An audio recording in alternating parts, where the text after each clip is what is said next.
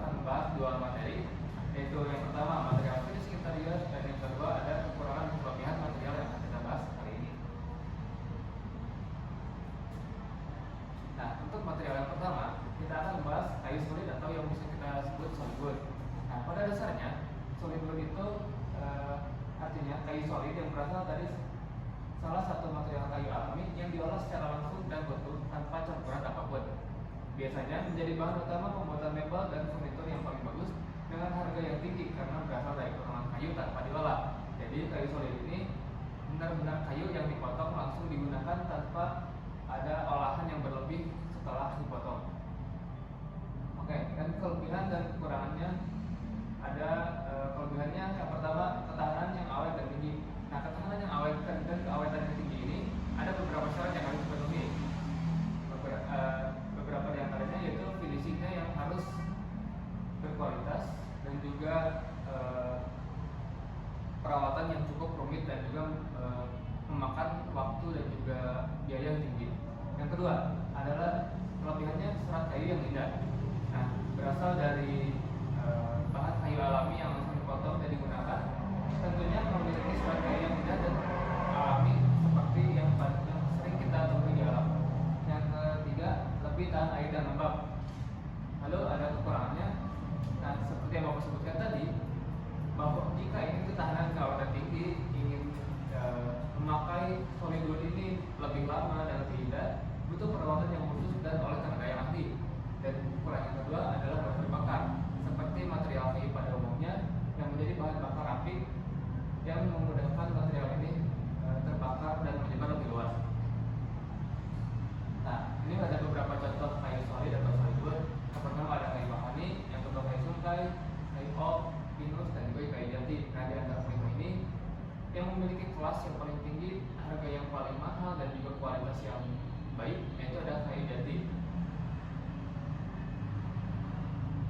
Oke, sampai sini tentang kayu solid atau solid wood ada yang mau ditanyakan nggak? Cukup paham? Oke, lanjut ke material yang kedua. Nah, material yang kedua adalah kayu olahan. Nah, kayu olahan ini adalah material interior yang dibuat dari partikel atau serbuk maupun serat kayu. Nah, contohnya ada particle board, block board, MDF, dan juga plywood.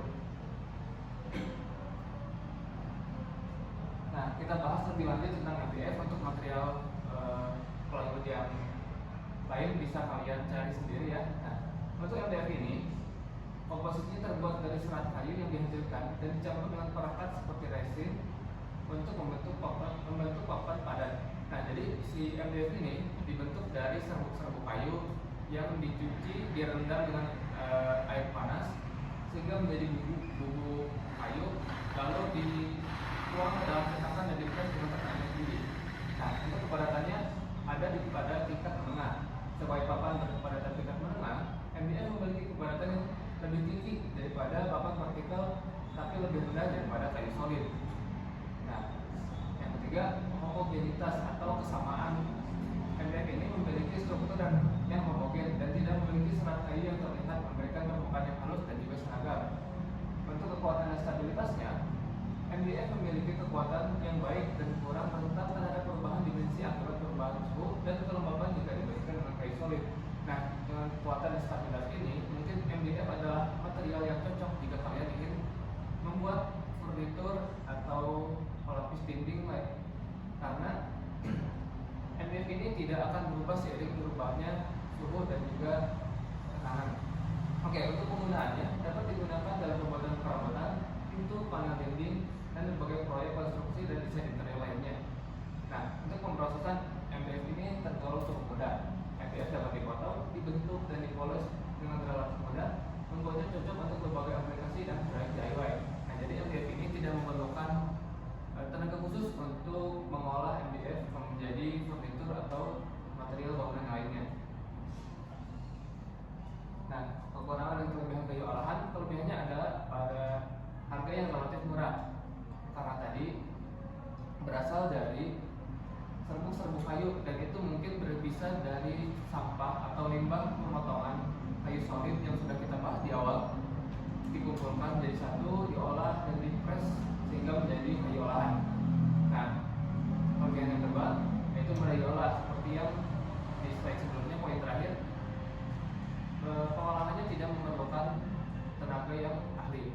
Dan untuk kelebihan yang terakhir ada tidak mudah pecah. Dan kekurangannya yang pertama tidak tahan air. Nah, kayu olahan ini sangat mudah untuk menyerap air, menyerap kelembaban sehingga mudah rentan berjamur jika finishing atau finishingnya tidak baik. Yang kedua ada tingkat kekuatan yang tidak terlalu tinggi, walaupun di beberapa kayu olahan sudah memiliki kekuatan yang tinggi dengan pengolahan yang sesuai. Nah, sampai kayu olahan ini ada yang mau ditanyakan? Ya, cukup paham? Oke, baik, lanjut ke material yang ketiga, yaitu keramik. Nah, keramik ini adalah bahan padat anorganik yang berasal dari paduan unsur logam dan non-logam yang dibakar dengan temperatur tinggi.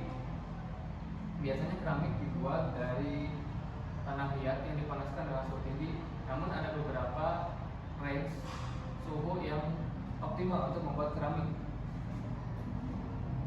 Nah, ada kekurangan yang terkait keramik. Kelebihannya adalah pada harganya yang murah. Yang kedua, tidak menyerap panas. Nah, keramik ini terkenal dengan sifatnya yang memberikan kesan sejuk dan dingin terhadap suatu ruangan. Yang ketiga, kekuatan tekan yang sangat baik. Kekurangannya, yang pertama, mudah pecah. Seperti yang kita ketahui, jika keramik terbentur pada sudut-sudut yang lancip, akan sangat mudah pecah dan rusak. Yang kedua, memiliki nat yang cukup besar. Namun pada beberapa keramik yang mungkin diolah dengan baik dengan teknologi yang terkini, nat yang asalnya cukup besar menjadi sangat kecil atau bahkan tidak memiliki nat. Nah, yang kedua, permukaannya yang licin. Ini sudah kita rasakan mungkin di kehidupan sehari-hari seperti di toilet atau bahkan di ruang-ruang yang mungkin agak lembab. Biasanya mudah memakan korban terpeleset, jatuh, atau bahkan mungkin sampai terluka parah. Tapi ada beberapa keramik yang memiliki permukaan yang agak kasar dan itu bisa disesuaikan dengan kebutuhan yang kita punya. Nah, ini jenis keramik. Ada keramik biasa seperti yang kita lihat pada bangunan umumnya. Yang kedua ada keramik terrazzo.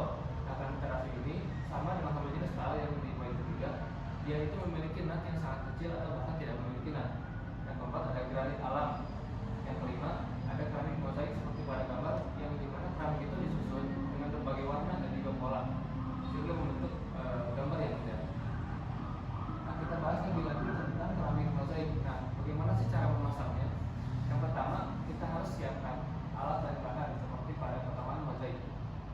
Nah, kita harus menyiapkan dulu desain mozaik yang akan kita buat. Nah, apa saja sih bahan alat dan bahannya? Yang pertama ada lem khusus. Yang kedua ada grout untuk pengisi nat seperti nah, kalau ada yang belum tahu grout, nah ini ada di gambar di slide ya, gambarnya grout itu seperti apa. Itu untuk mengisi nat keramik.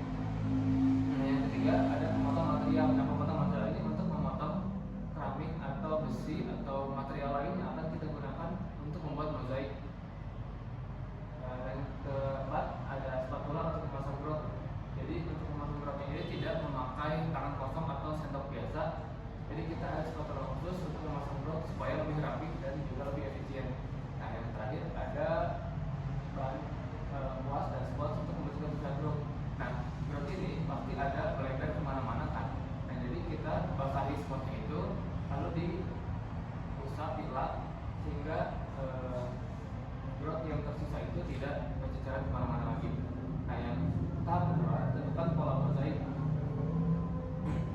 Nah, terakhir lalu pasang material baik itu besi ataupun keramik sesuai pola yang sudah ditentukan.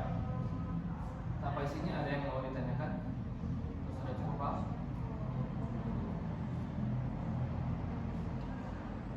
Nah, lanjut ke kuis. Ada yang mau jawab nggak? Atau ada yang mau baca dulu? Renata baru dibaca dulu. Material apa yang dibutuhkan pada gambar tersebut? Ada yang mau jawab? Ya, ada jawaban lain? Oke, kita kunci ya jawabannya. Kita lihat jawaban yang benar yang mana. Oke, partikel buat Salman benar. Makasih buat jawabannya ya. Nah, untuk soal yang kedua, ada yang mau baca? Gak apa-apa.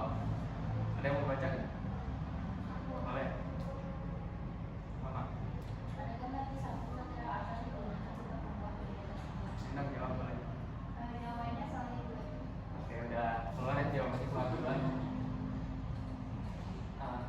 di penghujung pertemuan ya, karena materinya sudah habis. Pertemuannya kali ini dicukupkan. Nah, untuk tugas di minggu depan, Bapak tugaskan untuk mencari material yang belum Bapak jelaskan di sini. Per orang itu minimal ada 3 material. Sebutkan juga kelebihan dan kekurangannya, cara pemasangannya, dan juga cara pembuatannya. Dikumpulkan bisa di Google Drive ya, dikumpulkan satu kelas, lalu kumpulkan oleh ketua kelasnya ke Bapak ya. Cukup sekian ya.